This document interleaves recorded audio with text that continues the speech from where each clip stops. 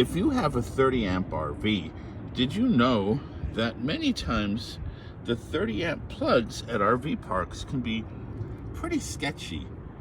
So we bring a 50 amp adapter so that we can plug into the 50 amp cord and bypass the wiggly connectors issue. We also bring along contact cleaner.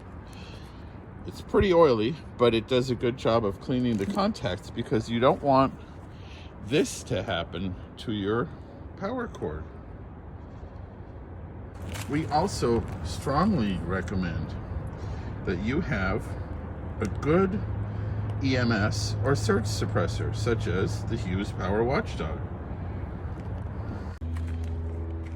We also use that contact cleaner on our power adapter regularly, so it maintains a good connection. And we upgraded our power cord to this eel power cord, which we really like, and we got from ABC Upfitters.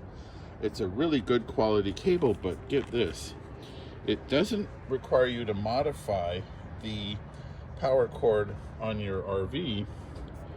It has these like clamps, yoink, yoink, yoink, and there's a light at the end of it, so at night you can see what you're plugging into. And then, so this is how it works. You open up the clamps, twist it, so it's its standard twist lock, and then lock it. Bing, bang, boom.